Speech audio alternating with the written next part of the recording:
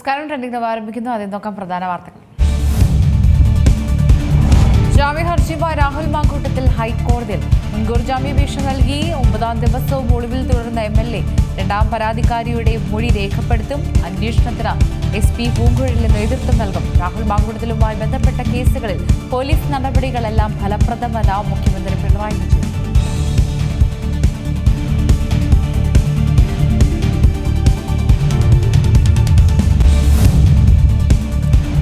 പരാതിക്കാരിയെ അധിക്ഷേപിച്ച കേസിൽ രാഹുൽ ഈശ്വറിന് ഇന്ന് നിർണായകം. ജാമ്യ ഹർജി ഇന്ന് കോടതി പരിഗണിക്കും. 4ാം പ്രതി സന്ദീപ് വാര്യരുടെ ജാമ്യ ഹർജിയും ഇന്ന് കോടതി.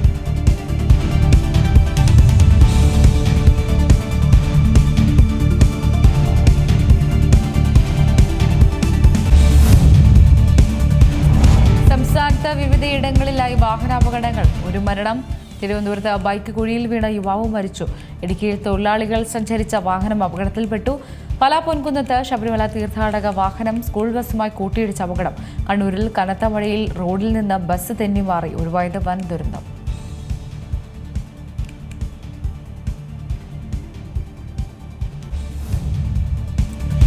ശബരിമല സ്വർണ്ണക്കൊല കേസിൽ പ്രതിയായ N വാസുവിന്റെ റിമാൻഡ് കാലാവധി ഇന്ന് അവസാനിക്കും. റിമാൻഡ് നീട്ടുന്നതിനായി പ്രതിയെ കൊല്ലം വിജിലൻസ് കോടതിയിൽ ഹാജരാക്കും.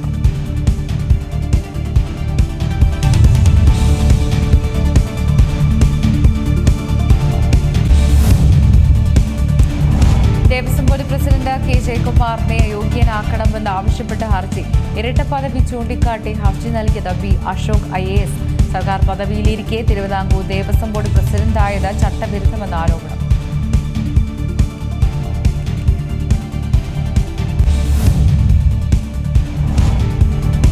യാത്രക്കാരെ വലിച്ച ഇൻഡിഗോ പ്രതിസന്ധി തുടർന്നു. സർവീസുകൾ വെട്ടിക്കുറയ്ക്കുമെന്ന ഇൻഡിഗോ. സാധാരണ നിലയിലെത്താൻ 2 മാസം സമയമെടുക്കും. സ്ഥിതി മെച്ചപ്പെടുത്താൻ ശ്രമം തുടരുന്നു.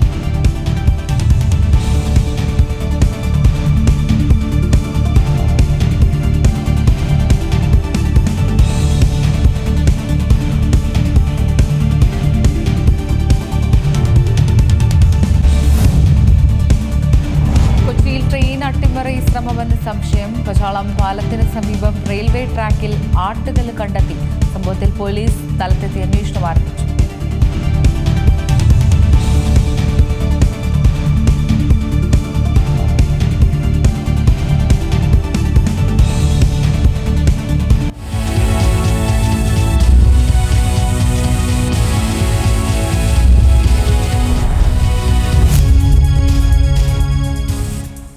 തിരുവനന്തപുരം പുരവൂർ കോടത്ത് ബൈക്ക് കുഴിയിൽ വീണ യുവാവും മരിച്ചു. കരകുളം ഏണിക്കര സ്വദേശി ആകാശ് മുരളിയാണ് മരിച്ചത്. റോഡ് വികസനത്തിന്റെ ഭാഗമായി കുഴിച്ച കുഴിയിൽ വീണാണ് അപകടമുണ്ടായത്.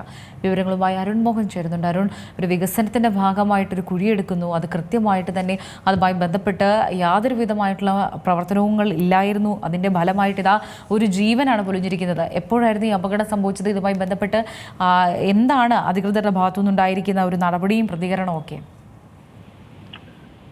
മേഘ സൂചിപ്പിച്ചത് വളരെ അതിദാരുണമായ ഒരു സംഭവം തന്നെയാണ്. ഇന്ന് പുലർച്ചെ 1 മണിയോടുകൂടിയായിരുന്നു ഒരു സംഭവം. വികസനത്തിന്റെ ഭാഗമായി എടുത്ത റോഡ് നിർമ്മാണത്തിന്റെ ഭാഗമായി എത്തുന്ന കുഴിയിൽ ഒരു മുന്നറിയിപ്പോ ഒരു സൂചന ബോർഡിലായിരുന്നു. കുഴിയിൽ വീണ ഒരു ബൈക്ക് യാത്രികനായ ഏണിക്കര സ്വദേശി ആകാശ് മുരളി എന്ന 30-കാരനായ ജീവനാണ് പൊലിഞ്ഞത്. നേരത്തെ മേഘ സൂചിപ്പിച്ചതുപോലെ ഒരു മുന്നറിയിപ്പും അവിടെ ഉണ്ടായിരുന്നില്ല. സൂചനാ ബോർഡുകളോ മറ്റു കാര്യങ്ങളോ. ഇദ്ദേഹം ടെക്നോ പാർക്കിലെ ജീവനക്കാരനാണ്. ജോലി കഴിഞ്ഞ് വീട്ടിലേക്ക് മടങ്ങുന്ന സമയത്തായിരുന്നു ഈ കുഴിയിലേക്ക് വലിക്കുന്നത്. ഒരു സൂചനാ ബോർഡോ പക്ഷേ സൂചനാ ബോർഡോ മറ്റു സംവിധാനങ്ങളോ ഉണ്ടായിരുന്നെങ്കിൽ ഈ യുവാവിന്റെ ജീവൻ കുഴിയിലായിരുന്നു എന്നുള്ളൊരു വേദനാജനകമായ ഒരു കാര്യം നമുക്കിവിടെ പങ്കുവയ്ക്കാം. എന്തായാലും ഏറെ ദിവസമായി ഇവിടെ പ്രദേശത്ത് നിർമ്മാണ പ്രവർത്തനങ്ങൾ നടന്നു വരികയായിരുന്നു. അവിടെയായിരുന്നു ഈ ഒരു സംഭവം ഉണ്ടായത്. ഇങ്ങനെയാണ് ഇപ്പോൾ ഇതുമായി ബന്ധപ്പെട്ട് ഈ കുഴി അടയ്ക്കുന്നതോ അതല്ലെങ്കിൽ അതുമായി ബന്ധപ്പെട്ട ഒരു സൂചനാ ബോർഡോ അതൊക്കെ തന്നെ വളരെ അത്യാവശ്യമായിട്ടുള്ള ഒരു കാര്യമല്ലേ? അപ്പം അതൊക്കെ വെക്കുന്ന കാര്യത്തിൽ ഇനിയെങ്കിലും തീരുമാനമായിട്ടുണ്ടോ? ഈ ഒരു ഇപ്പോഴും ഒരു വിഷയം വരുമ്പോൾ ഉണർന്ന് പ്രവർത്തിക്കുന്ന ഒരു സംവിധാനമാണല്ലോ നമ്മുടെ. ഈ യുവാവിന്റെ ജീവൻ പൊലിഞ്ഞതിന് ശേഷം ഇപ്പോൾ അവിടെ പ്രതിഷേധങ്ങൾ ഉറഞ്ഞതിന്റെ ഭാഗമായി അവിടെ ചില സൂചനാ ബോർഡുകളും കാര്യങ്ങളൊക്കെ ആയിട്ട് അധികൃതർ മുന്നോട്ട് വന്നു എന്ന് മാത്രമേ നമുക്ക് പറയാം. എന്തായാലും വളരെ വിഷമകരമായ ഒരു സംഭവമാണ്. തുടർന്ന് നാട്ടുകാരൊരു പ്രതിഷേധവുമായി രംഗത്തെത്തി. കാരണം ഇത് ധാരാളം യാത്രക്കാർ പോകുന്ന ഒരു പ്രദേശമാണ്. വലയിലെ പണികുറ്റി ഇവരുടെ 4 വരി പാതയുടെ നിർമ്മാണത്തിന് നിർമ്മാണത്തിന്റെ ഭാഗമായുള്ള സ്ഥലത്തായിരുന്നു ഈ ഒരു അപകടം നടന്നത്.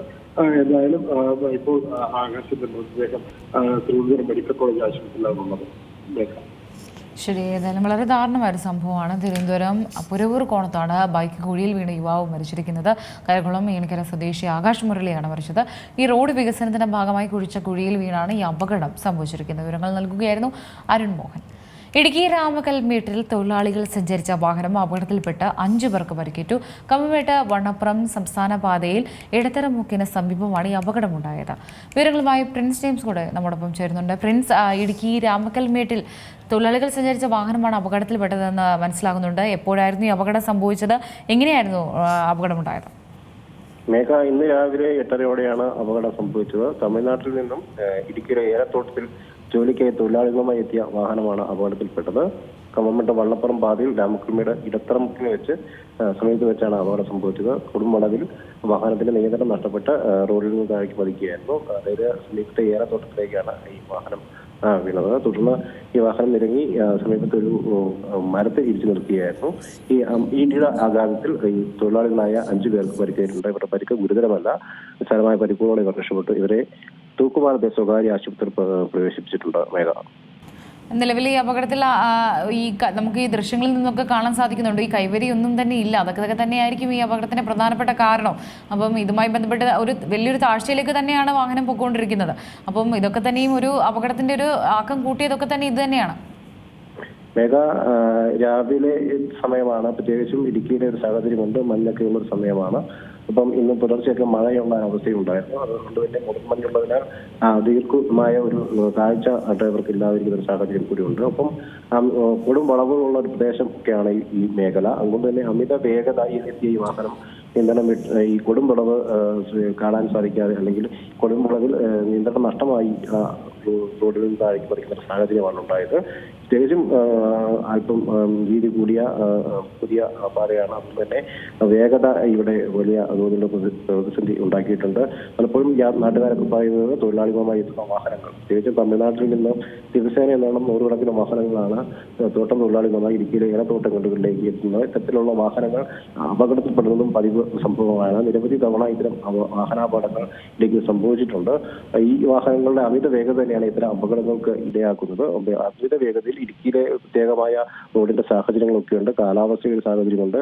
ഇതൊന്നും കണക്കിലെടുക്കാതെ അമിത വേഗതയിൽ പോകുമ്പോഴാണ് ഇത്തരത്തിൽ അപകടം ഉണ്ടായത്. ഇന്നും സമാനമായ സാഹചര്യത്തിൽ അമിത വേഗതയാണ് അപകടത്തിലേക്ക് വഴിതെളിച്ചതെന്നാണ് നാട്ടുകാർ പറയുന്നത്. മേഘ, ശരി, ഏതായാലും ഒരു അപകടമുണ്ടായിരിക്കുകയാണ്. ഇടുക്കി രാമകൽമേട്ടിലാണ് തൊഴിലാളികൾ സഞ്ചരിച്ച വാഹനം അപകടത്തിൽപ്പെട്ടത്. നിലവിൽ 5 പേർക്ക് സാരമായ പരിക്കാണ് ഉണ്ടായിരിക്കുന്നത്. കമ്പമേട്ട് വണ്ണപ്പുറം സംസ്ഥാന പാതയിലെ ഇടത്തരമുക്കിന് സമീപമാണ് അപകടമുണ്ടായത്. പ്രത്യേകിച്ച് മഴയൊക്കെ ആയതിനാൽ തന്നെ പ്രദേശത്തൊക്കെ തന്നെയും ഒരു ചതുപ്പ് മണ്ണൊക്കെ തന്നെയായിരുന്നു. ഇതൊക്കെ തന്നെയായിരുന്നു ഈ അപകടത്തിലേക്ക് നയിച്ചതും. വാഹനം താഴ്ചയിലേക്ക് പോവുകയായിരുന്നു, കൃഷിയിടത്തിലേക്കാണ് പോയത്.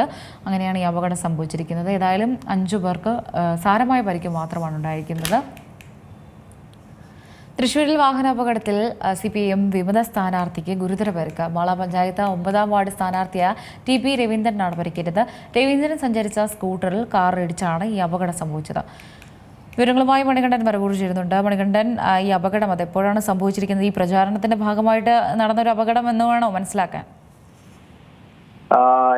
ഇത് CPM വിമത സ്ഥാനാർത്ഥിക്കാണ് വാഹനാപകടത്തിൽ ഗുരുതര പരിക്കേറ്റിട്ടുള്ളത്.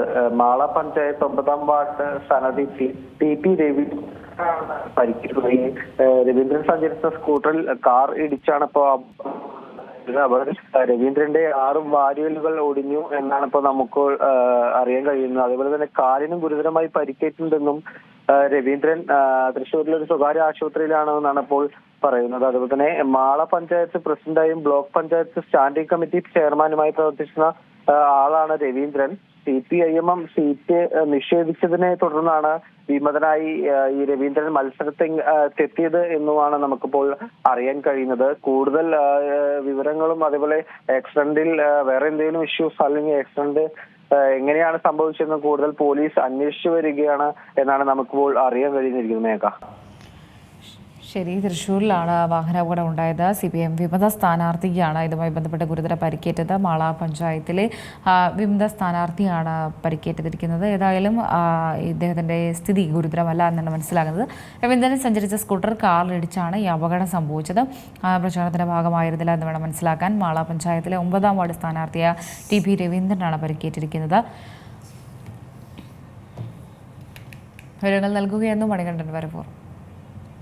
കോട്ടയം പാല പൊൻകുന്ന് 1ാം മൈലിൽ ശബരിമല തീർത്ഥാടകർ വാഹനം സ്കൂൾ ബസ്സുമായി കൂട്ടിയിടിച്ച് അപകടമുണ്ടായി. രാവിലെ 8 മണിയോടെയാണ് ഈ അപകടമുണ്ടായത്. കാഞ്ഞിരപ്പള്ളി സെന്റ് മേരീസ് സ്കൂളിലെ വിദ്യാർത്ഥികൾ സഞ്ചരിച്ച ബസ്സാണ് അപകടത്തിൽപ്പെട്ടത്. സുരേഷ് കേസ് ചേരുന്നുണ്ടോ കൂടുതൽ വിവരങ്ങളുമായി? സുരേഷ്, ഈ അപകടത്തിൽ വിദ്യാർത്ഥികൾക്കും അതുപോലെ തന്നെ തീർത്ഥാടകർക്കും പരിക്കുണ്ടോ? എങ്ങനെയായിരുന്നു ഈ അപകടം സംഭവിച്ചത്?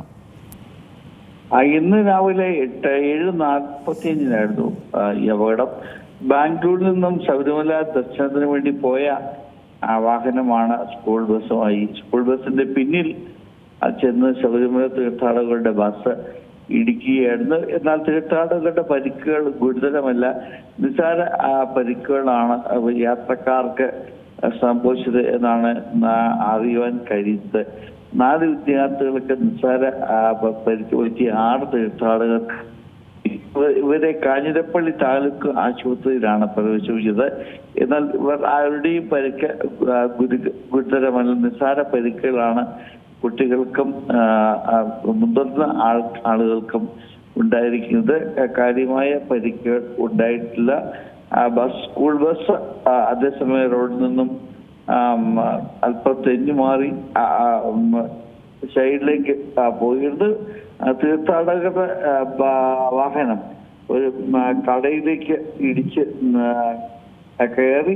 എന്നാൽ രാവിലെ സമയമായതുകൊണ്ട് കട തുറന്ന് പ്രവർത്തിക്കുന്ന സമയമല്ലായിരുന്നതുകൊണ്ട് കൂടുതൽ അപകടങ്ങൾ ഒഴിവായി. ഈ തീർത്ഥാടകരുടെ ബസ് ഇടിച്ചതിനെ തുടർന്ന് സ്കൂൾ ബസ് മുന്നിലേക്ക് തെന്നി മാറി റോഡിൽ നിന്നും അല്പം പുറത്തേക്ക് ചെരിഞ്ഞ് മരങ്ങളിൽ തട്ടി നിൽക്കുകയായിരുന്നു. അതുകൊണ്ട് തന്നെ സ്കൂൾ ബസ് മറിയുന്ന സാഹചര്യം ഒഴിവായി. ഈ തീർത്ഥാടക വാഹനം സ്കൂൾ ബസിന് പിന്നിൽ പോയി ആണ് അപകടമുണ്ടായത്. ബാംഗ്ലൂരിൽ നിന്നുള്ള തീർത്ഥാടകർ ശബരിമല ദർശനത്തിന് വേണ്ടി പോവുകയായിരുന്നു. രാവിലെ 7:40 അപകടം. കാഞ്ഞിരപ്പള്ളി സെന്റ് മേരീസ് സ്കൂളിന്റെ ബസ്സാണ് അപകടത്തിൽപ്പെട്ടത്. അപകടത്തിൽപ്പെട്ട ആർക്കും ഗുരുതരമായ പരിക്കുകൾ ഇല്ല എന്നുള്ളത് ആശ്വാസം പകരുന്നുണ്ട്. ശരി, സുരേഷാണ് വിവരങ്ങൾ നൽകിയത്. കോട്ടയം പാല പൊൻകുന്നത്താണ് 1ാം മൈലിൽ ശബരിമല തീർത്ഥാടകർ സഞ്ചരിച്ച വാഹനം സ്കൂൾ ബസ്സുമായി കൂട്ടിയിടിച്ചൊരു അപകടം ഉണ്ടായിരിക്കുന്നത്. രാവിലെ 8 മണിയോടെയാണ് അപകടമുണ്ടായത്. ഏതായാലും കാഞ്ഞിരപ്പള്ളി സെന്റ് മേരീസ് സ്കൂളിലെ വിദ്യാർത്ഥികൾ സഞ്ചരിച്ച ബസ്സിൽ ഇടിച്ചാണ് അപകടപ്പെട്ടത്. 4 വിദ്യാർത്ഥികൾക്ക് പരിക്ക് പറ്റിയിട്ടുണ്ട്. പരിക്കേറ്റ വിദ്യാർത്ഥികളെ കാഞ്ഞിരപ്പള്ളി ജനറൽ ആശുപത്രിയിലേക്ക് മാറ്റി. അതേസമയം കണ്ണൂർ മയ്യിൽ ചെക്കാട്ടുകാവിൽ സ്വകാര്യ ബസ് നിയന്ത്രണം വിട്ടൊരു അപകടമുണ്ടായിരിക്കുകയാണ്. കനത്ത മഴയിൽ റോഡിൽ നിന്ന് ബസ് തെന്നി മാറുകയായിരുന്നു ഉണ്ടായത്. ഡ്രൈവറിന്റെ സംയോജിതമായ ഇടപെടൽ മൂലം വലിയൊരു ദുരന്തം തന്നെയാണ് ഒഴിവായത്. കൂടുതൽ വിവരങ്ങളുമായി സജീവൻ അടക്കമാണ് ചേരുന്നുണ്ട്. സജീവൻ, എപ്പോഴായിരുന്നു ഈ അപകടം സംഭവിച്ചിരിക്കുന്നത്? ഈ മഴ തന്നെയാണ് ഈ ഒരു അപകടത്തിൽ വില്ലൻ, പക്ഷേ തലനാഴിഴയ്ക്ക് രക്ഷപ്പെട്ടിരിക്കുകയാണ്. മേഘ, ഇന്നലെ വൈകിട്ടായിരുന്നു സംഭവം. ഇന്നലെ വൈകിട്ട് കണ്ണൂർ മയ്യിൽ പ്രദേശത്ത് കനത്ത മഴയായിരുന്നു. ഈ സമയത്താണ് കണ്ണൂരിൽ നിന്നും മയ്യിലേക്ക് വരികയായിരുന്ന സ്വകാര്യ ബസ് നിയന്ത്രണം വിടുകയും റോഡിൽ നിന്ന് അത് തെന്നി മാറുകയും ഒരു റൗണ്ട് ആ ബസ് റൗണ്ട് അടിക്കുകയും പിന്നീട് പൂർവ്വസ്ഥിതിയിലാവുകയും ചെയ്തു. ബസിന്റെ നിയന്ത്രണം വിട്ടതിനെ തുടർന്ന് ബസ്സിലെ യാത്രക്കാർ ഭയന്ന് നിറച്ച് നിലവിളിക്കുകയും ചെയ്തു. എന്നാൽ ഒരു നിമിഷം കൊണ്ട് തന്നെ ബസിന്റെ നിയന്ത്രണം ഡ്രൈവർ ഏറ്റെടുക്കുകയും ബ്രേക്ക് ചവിട്ടിയപ്പോഴാണ് ഇത്തരത്തിൽ ബസ് ഒന്ന് റൗണ്ട് ചെയ്തു പോയതെന്നാണ് ഡ്രൈവർ പറഞ്ഞത്. കനത്ത മഴ തന്നെയായിരുന്നു. കാരണം മഴയത്ത് റോഡിൽ മറ്റ് ദൃശ്യങ്ങൾ ഇയാൾക്ക് ഗ്ലാസിലൂടെ കാണാൻ കഴിഞ്ഞില്ലെന്നും പറയുന്നു. എന്നാൽ ഈ സമയത്ത് മറ്റ് വാഹനങ്ങളോ റോഡിൽ മറ്റ് കാൽനട യാത്രക്കാരോ ഇല്ലാതിനാൽ വൻ അപകടം തന്നെയാണ് ഇന്നലെ മയ്യിൽ ഒഴിവായത്. മേഘ. ശരി, വളരെ വലിയൊരു അപകടമാകേണ്ടതായിരുന്നു. എന്തായാലും ആ ഡ്രൈവറിന്റെ സംയോജിതമായ ഇടപെടൽ അത് തന്നെയാണ് അപകടത്തിൽ നിന്ന് ആളുകളെയൊക്കെ തന്നെ രക്ഷപ്പെടുത്തിയിരിക്കുന്ന ദൃശ്യങ്ങളിൽ നിന്നൊക്കെ കാണാൻ സാധിക്കും. വളരെ ഭീകരമായിട്ടുള്ള ഒരു ദൃശ്യം തന്നെയാണ്. ആ ഒരു സമയത്ത് റോഡിൽ മറ്റു വാഹനങ്ങളില്ലാഞ്ഞതും അതേപോലെ തന്നെ കാൽനട യാത്രക്കാരൊന്നും തന്നെ ഇല്ലാഞ്ഞത് വലിയൊരു അപകടം തന്നെ ഒഴിവാക്കിയിരിക്കുകയാണ്. വിവരങ്ങൾ നൽകുകയായിരുന്നു സജീവൻ വടക്കമ്പാട്. ഇപ്പോൾ റിട്ടയർഡ് ഡെപ്യൂട്ടി കമ്മീഷണർ മോട്ടോർ വാഹന വകുപ്പ് ശ്രീ PM ഷാജി കൂടെ നമ്മോടൊപ്പം ചേരുന്നുണ്ട്. ശ്രീ ഷാജി, സംസ്ഥാനത്ത് വീണ്ടും അപകടങ്ങൾ അത് തുടർക്കഥയാകുകയാണ്. പ്രധാനമായിട്ടും അപകടത്തെക്കുറിച്ച് പറയുകയാണെങ്കിൽ തിരുവനന്തപുരം പുലവൂർക്കോണത്തെ ഒരു അപകടം ഉണ്ടായിരിക്കുകയാണ്. ഒരു ബൈക്ക് കുഴിയിൽ വീണാണ് ഒരു യുവാവാണ് മരിച്ചിരിക്കുന്നത്. പ്രധാനമായിട്ടും ഈ റോഡ് വികസനത്തിന്റെ ഭാഗമായിട്ട് കുഴിച്ച ഒരു കുഴിയിൽ വീണാണ് ഈ അപകടം ഉണ്ടായിരിക്കുന്നത്. നമുക്കറിയാം, ഇന്ന് റോഡിലോട്ടൊക്കെ പോകുമ്പോഴും PWDയുടെ ഒക്കെ പണി നടക്കുന്നതിന്റെ ഭാഗമായിട്ടൊക്കെ പല റോഡും കുത്തിപ്പൊളിച്ചിട്ടിരിക്കുകയാണ്. അവിടെ പ്രധാനമായിട്ടും വിട്ടുപോകുന്ന ഒരു കാര്യമാണ് മുന്നറിയിപ്പ് ബോർഡുകളില്ല, അല്ലെങ്കിൽ അതുമായി ബന്ധപ്പെട്ട് കൃത്യമായിട്ടുള്ള ബാനറുകളോ അല്ലെങ്കിൽ അത് കെട്ടിമാറ്റുകയോ ആളുകൾക്കത് പ്രത്യേകിച്ച് യാത്രക്കാർക്കും അതേപോലെ തന്നെ കാൽനട യാത്രക്കാർക്കൊന്നും ഒരു മുന്നറിയിപ്പ് നൽകുന്ന ഒരു സംവിധാനം ഇല്ല എന്നത് ഈ അപകടവും അതിൻ്റെ ഒരു കാര്യമാണ് തെളിയിക്കുന്നത്. നമസ്കാരം മാം. മാം പറഞ്ഞത് വളരെ പ്രസക്തമായ ഒരു കാര്യമാണ്. ഈ ദേശീയപാത വികസനവുമായി ബന്ധപ്പെട്ട് നടക്കുന്ന കൺസ്ട്രക്ഷൻ പരിസരങ്ങളിൽ അപകട നിരക്ക് വളരെയധികം വർദ്ധിച്ചിട്ടുണ്ട്. അതുമാത്രമല്ല, അപകട സാധ്യതയും വളരെയധികമായിട്ടാണ് ഉള്ളത്. കാരണം ഒരു റോഡ് വികസിക്കുമ്പോൾ വിദേശ രാജ്യങ്ങളിലൊക്കെ ആണെങ്കിൽ അവിടെ നടക്കാൻ പോകുന്ന ആ ഒരു പ്രക്രിയ എന്താണെന്നുള്ളത് അതിന്റെ പരിസരവാസികളെ ആദ്യം ബോധവൽക്കരിക്കുക. അങ്ങനെയുള്ള അതിനുള്ള സ്റ്റഡീസ് ഒക്കെ നടത്തിയതിനു ശേഷമാണ് അവരെ ബോധവൽക്കരിക്കുന്നത്. അങ്ങനെയാണ് ചെയ്യുന്നത്. അപ്പൊ അവിടെ ചെല്ലുമ്പോൾ അവർ കുറച്ച് കരുതലോടെ ഇരിക്കും. ഇവിടെ അങ്ങനെയുള്ള യാതൊരു പരിപാടികളും ആദ്യം മുതലില്ല. രണ്ടാമത് കൺസ്ട്രക്ഷൻ തുടങ്ങുക എന്നുള്ളതാണ്. അതേ കൊടുക്കുന്ന കോൺട്രാക്ടർ അയാളുടെ ഇഷ്ടപ്രകാരം എന്തെല്ലാം അവിടെ കാണിച്ചു കൂട്ടാമോ അതെല്ലാം ചെയ്യും. അയാൾക്ക് ഇഷ്ടമുള്ള റോഡ് അടയ്ക്കും, ഇഷ്ടമുള്ള സ്ഥലം തുറന്നിടും. ഇങ്ങനെയുള്ള രീതിയിലൊക്കെയാണ് ചെയ്യുന്നത്. ഒരു സുരക്ഷാ മാനദണ്ഡങ്ങളും പാലിക്കാതെയാണ് ഈ റോഡ് നിർമ്മാണം പൂർണ്ണമായിട്ടും നടക്കുന്നത്. അതുമാത്രമല്ല, ഈ റോഡിന്റെ ഡിസൈൻ പോലും പലപ്പോഴും ഭാവിയിൽ വളരെ ദുരന്തങ്ങൾ ഉണ്ടാവാൻ സാധ്യതയുള്ള രീതിയിലുള്ള ഡിസൈൻ ആണെന്നാണ് ഈ ഇവിടുത്തെ ഒരു പ്രധാനപ്പെട്ട നമ്മുടെ കേരളത്തിലെ സ്ഥാപനമാണ് നാസ്പാക്ക്. നാസ്പാക്കിൽ വിദഗ്ധരായ റോഡ് എഞ്ചിനീയേഴ്സ് ഉണ്ട്. അവര് പറയുന്നത് അവരുടെ ഡിസൈനിലൊക്കെ അപാകതകൾ ഒന്നും തന്നെയാണ് അവരോടൊക്കെ ആയിട്ട് സംസാരിക്കുമ്പോൾ നമുക്ക് മനസ്സിലായിട്ടുള്ളത്. ഈ സിവിൽ എഞ്ചിനീയേഴ്സ് പണിയുന്ന റോഡ് എഞ്ചിനീയേഴ്സ് പണിയുന്ന റൂട്ടും തമ്മിൽ വളരെയധികം വ്യത്യാസങ്ങളുണ്ട്. അപ്പൊ പാലിക്കേണ്ടതായിട്ടുള്ള ഡിസൈൻ മുതൽ അത് നിർമ്മിച്ച് അത് പൂർത്തിയാക്കുന്നത് വരെ നടത്തേണ്ട എല്ലാ സുരക്ഷാ സംവിധാനങ്ങളും ഇവിടെ ഒരു അംശം പോലും പാലിക്കാതെയാണ് നിർമ്മിച്ചിട്ടുള്ളത്. അതേപോലെ തന്നെയാണ് ഈ സംസ്ഥാനത്ത് മറ്റ് ഇപ്പോൾ ഒരു അപകടം സംഭവിച്ചത്. തൃശ്ശൂർ ഒരു വാഹന അപകടത്തിൽ CPM വിമത സ്ഥാനാർത്ഥിക്ക് ഗുരുതരമായി പരിക്കേറ്റിരിക്കുകയാണ്. അപ്പം ഇതിലൊരു വ്യക്തത വരേണ്ടതുണ്ട്. പക്ഷെ എന്നാലും ഈ സ്ഥാനാർത്ഥികളുമായി ബന്ധപ്പെട്ട് നമുക്കറിയാം, ഇപ്പോൾ ഒരു ഇലക്ഷൻ സമയമാണ്, പ്രചാരണമൊക്കെ അതങ്ങനെ നടന്നുകൊണ്ടിരിക്കുകയാണ്. പലയിടങ്ങളിലുമൊക്കെ തന്നെ വലിയ പ്രചാരണമൊക്കെ തന്നെയാണ്. അതിൽ പ്രധാനമായിട്ടും ഈ വാഹന റാലികൾ, അതേപോലെ തന്നെ ഈ ഓപ്പൺ ജീപ്പ് സംവിധാനത്തിലൊക്കെ നമുക്കറിയാം കുത്തി നിറച്ചിട്ടാണ് ഈ സ്ഥാനാർത്ഥികളെയും കൊണ്ട് പോകുന്നത്. അതേപോലെ തന്നെ മൈക്ക് അനൗൺസ്മെന്റിന് വേണ്ടിയൊക്കെ തന്നെയും റോഡിലൂടെ വാഹനങ്ങൾ തുരുതുരാ പോകുന്നതൊക്കെ തന്നെയും ശരിക്കും ഇതിനൊക്കെയുള്ള ഒരു അനുമതി അത് ആവശ്യമാണ്. പ്രധാനമായിട്ട് ഈ ഓപ്പൺ ജീപ്പിലുള്ള ആളുകളെ കുത്തി നിറച്ചുകൊണ്ട് സ്ഥാനാർത്ഥികളെയും അതേപോലെ തന്നെ അവരെ പിന്താങ്ങുന്ന മറ്റ് പ്രവർത്തകരെയൊക്കെ കൊണ്ടുവന്നത് അതൊക്കെ തന്നെ വലിയൊരു അപകടത്തിന്റെ സാധ്യതയല്ലേ? നിയമത്തിന്റെ പരിധിയിൽ നിന്ന് പറയുകയാണെങ്കിൽ അത് ഈ പറയുന്ന മുഴുവൻ വയലേഷനാണ്. ഈ ചരക്ക് വാഹനങ്ങളിൽ ആളൊക്കെ കുത്തി നിർത്തി അതിലേക്ക് ഇരുന്ന് പോകുന്നതോ എല്ലാം. കാരണം അവർക്കൊന്നും വാഹനത്തിന്റെ നിയന്ത്രണത്തിനനുസരിച്ച് അവിടെ പിടിച്ചു നിൽക്കാനോ അല്ലെങ്കിൽ സുരക്ഷമായിട്ട് നിൽക്കാനുള്ള സംവിധാനമൊന്നുമില്ല. ഈ ചരക്ക് വാഹനത്തിൽ ആളെ കയറ്റുന്നതിന് ശിക്ഷാർഹമാണ്. അപ്പോൾ അതിനെ നിയന്ത്രിക്കാൻ ഉള്ള ശക്തമായ ഒരു എൻഫോഴ്സ്മെന്റ് സംവിധാനമുണ്ട്. പക്ഷെ അവർക്ക് അവരുടേതായ പരിമിതികളും പരാധീനതകളും ഉള്ളതുകൊണ്ട് അവരത് കണ്ണടയ്ക്കുകയാണ് സാധാരണ ചെയ്യുന്നത്. അപ്പൊ ഇവിടെ പാലിക്കേണ്ടത് ഈ പറയുന്ന ജനപ്രതിനിധികൾ അവരാണ് അവരുടെ അണികൾ നിയന്ത്രിക്കേണ്ടതും അവരോട് സുരക്ഷ കാര്യങ്ങൾ നടത്താനായിട്ടും അതേപോലെ തന്നെ ഈ വാഹനം എന്ന് പറയുന്നത് മനുഷ്യൻ നിയന്ത്രിക്കുന്ന ഒരു സംവിധാനമാണ്. വാഹനത്തിന് സ്വന്തമായിട്ട് ചിന്താഗതിയും മറ്റു കാര്യങ്ങളൊന്നുമില്ല. അപ്പോ അതിന്റെ യാന്ത്രികമായിട്ടുള്ള സംവിധാനങ്ങൾ അത് നേരാവണ്ണം ഉപയോഗിക്കുക എന്നുള്ള ഡ്രൈവറുടെ ഉത്തരവാദിത്തമാണ്.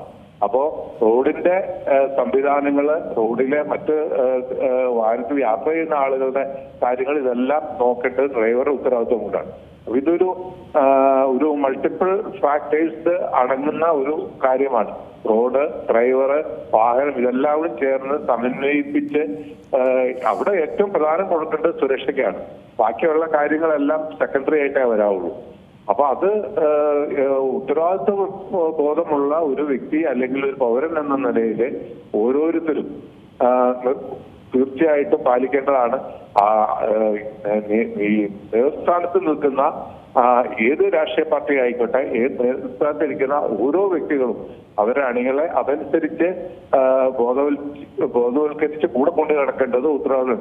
നമുക്ക് മറ്റുള്ളവരെ കാണിക്കാൻ, ഈ നാട്ടുകാരെ കാണിക്കാനായിട്ടുള്ള ഈ തരം പ്രകടനങ്ങള് പലപ്പോഴും ദുരന്തങ്ങളും പ്രശ്നങ്ങളും ഒക്കെ ഉണ്ടാക്കുന്ന നിയന്ത്രണ വിധേയമല്ലാത്ത രീതിയിലാണ് അണികൾ പെരുമാറുക. മറ്റുള്ള ആർക്കൊന്ന് എതിർത്ത് എന്തെങ്കിലും ചോദിക്കാനോ പറയാനോ സംവിധാനമില്ല. അതേപോലെ തന്നെ ഈ വാഹനത്തിൽ ഘടിപ്പിച്ചിട്ടുള്ള ഇത് മൈക്ക് അനൗൺസ്മെന്റ് സംവിധാനം, അതൊക്കെയെല്ലാം വാഹനം ഓടുമ്പോൾ പാടില്ല എന്നാണ് പോലീസ് ആക്ടിൽ പറയുന്നത്. വാഹനം നിർത്തിയിട്ടതിന് ശേഷം മാത്രമാണ് ഈ പറയുന്ന അനൗൺസ്മെന്റ് എടുക്കാവുള്ളൂ. വാഹനം ഓടുമ്പോൾ സൈലന്റ് ആയിട്ട് ഇരിക്കണം. വാഹനം നിർത്തി ഏതെങ്കിലും ജംഗ്ഷനിലോ അല്ലെങ്കിൽ ഓരോ കവലകളിലോ ഇരുന്നുകൊണ്ട് അവർക്ക് ആവശ്യമുള്ള കാര്യങ്ങൾ അവിടെ വിശദീകരിച്ച് പറയാനും പറ്റും. ഇത്തരം കാര്യങ്ങളാണ് നിർബന്ധമായിട്ടും പാലിക്കേണ്ടത്. പക്ഷെ പലപ്പോഴും ഇത് ലംഘിക്കപ്പെടുകയും ബന്ധപ്പെട്ടവർ കണ്ണടയ്ക്കുകയും ചെയ്യുന്ന സംവിധാനമാണ് ഉള്ളത്. ശരി, വളരെ നന്ദിയുണ്ട് സാർ ഈ അവസരത്തിൽ പ്രതികരിച്ചതിന്. അദ്ദേഹം പറഞ്ഞതുപോലെ തന്നെയും ഇതുമായി ബന്ധപ്പെട്ട് ഉള്ള അധികാരികളൊക്കെ തന്നെയും പലപ്പോഴും കണ്ണടയ്ക്കുന്നതൊക്കെ വലിയൊരു അപകടങ്ങളൊക്കെ വിളിച്ചു വരുത്തുന്നതിന് തുല്യമാണ്. ഇപ്പോൾ റോഡ് സുരക്ഷാ വിദഗ്ധൻ ശ്രീ ഉപേന്ദ്രനാരായണൻ കൂടെ നമ്മോടൊപ്പം ചേരുന്നുണ്ട്. ശ്രീ ഉപേന്ദ്രനാരായണൻ, സംസ്ഥാനത്തൊക്കെ തദ്ദേശ തെരഞ്ഞെടുപ്പുമായി ബന്ധപ്പെട്ടുള്ള പാർട്ടികളുടെയൊക്കെ തന്നെയും, അത് വിവിധ പാർട്ടികൾ, അതിപ്പോൾ ഏതെന്നില്ല, എല്ലാവരുടെയും പ്രചാരണമൊക്കെ ആരംഭിച്ചിരിക്കുകയാണ്. എല്ലായിടത്തും മുക്കിലും മൂലയിലുമാണ് ഈ പ്രചരണ വാഹനങ്ങൾ എത്തുന്നത്. പ്രത്യേകിച്ച് മൈക്ക് സെറ്റ് വെച്ച് പോകുന്ന വാഹനങ്ങൾ നമ്മൾ കാണുന്നുണ്ട്. അതുപോലെ തന്നെ ഓപ്പൺ ജീപ്പിലും അടക്കം ഈ സ്ഥാനാർത്ഥികളെ കയറ്റിയുള്ള റോഡ് പര്യടനം, അതേപോലെ തന്നെ കൊട്ടിക്കലാശം എന്ന് പറഞ്ഞു കഴിഞ്ഞ് വാഹനങ്ങളൊക്കെ തന്നെയും നിരത്തിൽ അമിത വേഗത്തിൽ അത് എടുത്തു പറയേണ്ട ആവശ്യമില്ല. മറ്റ് പറയുകയാണെങ്കിൽ ഈ കൊടികളും തോരണങ്ങളും ഒക്കെ വെച്ച് ബൈക്കുകൾ പോകുന്നുണ്ട്. അതേപോലെ തന്നെ അത് ബൈക്കിലൊക്കെ പോകുന്ന പലർക്കും ഹെൽമെറ്റ് ഇല്ല എന്നുള്ളൊരു കാര്യം അത് ശ്രദ്ധിക്കേണ്ടതാണ്. അതേപോലെ തന്നെ ഈ പ്രചരണത്തിനൊക്കെ ഈ ഹോണൊക്കെ തന്നെയും അനാവശ്യമായിട്ട് ഹോൺ മുഴക്കിയുള്ള പ്രചരണമൊക്കെ നമ്മൾ കാണുന്നതാണ്. ഏതായാലും ഇക്കാര്യത്തിലൊക്കെ ഒരു നിയന്ത്രണം അത് ആവശ്യമല്ലേ?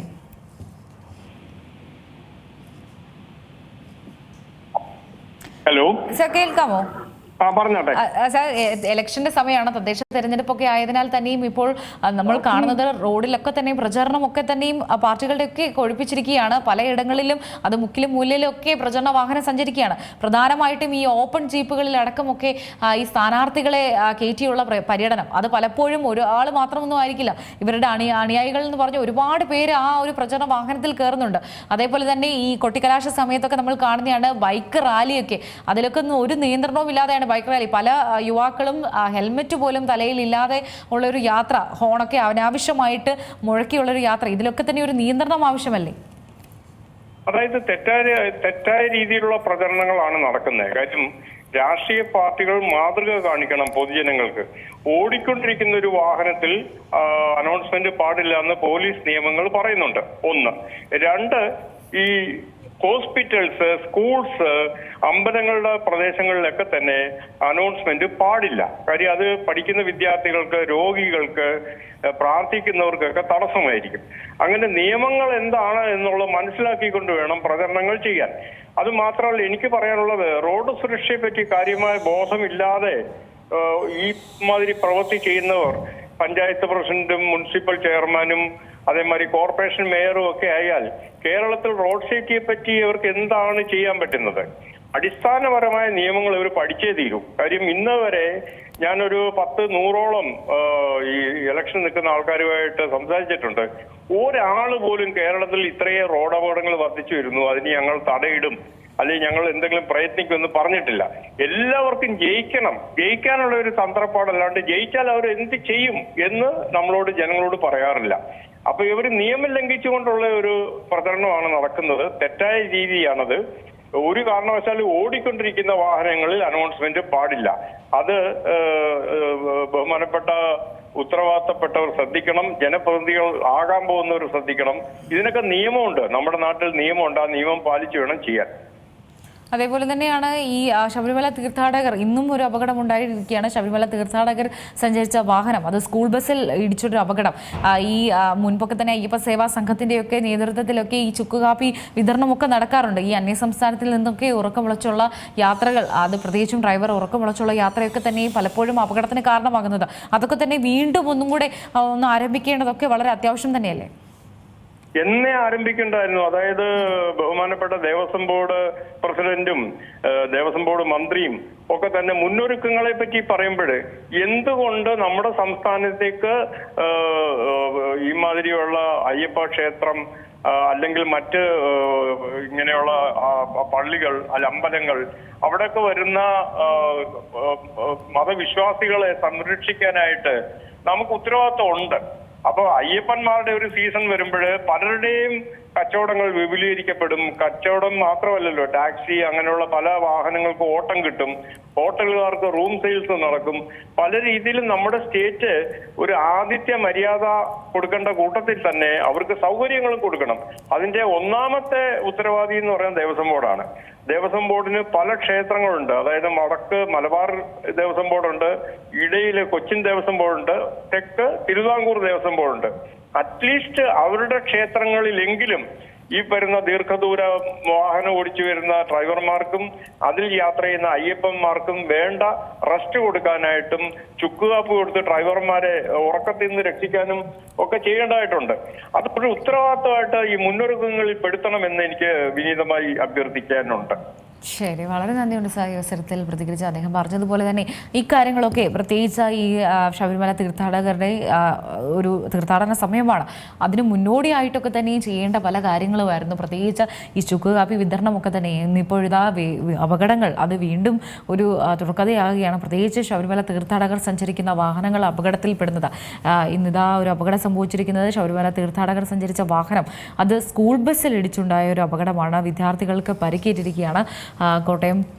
കോട്ടയത്താണ് ഈ അപകടം സംഭവിച്ചിരിക്കുന്നത്. ഏതായാലും ഈ അപകടത്തിൽ നിന്നൊക്കെ നമുക്ക് മനസ്സിലാവുന്ന ഒരു കാര്യം, ഈ അന്യസംസ്ഥാന തീർത്ഥാടകരാണ് അപകടത്തിൽപ്പെട്ടിരിക്കുന്നത്. ഇവർക്ക് റോഡ് പരിചയമില്ല. ഇതൊക്കെ തന്നെയാണ് ഈ അപകടത്തിൻ്റെ പ്രധാനപ്പെട്ട കാരണം.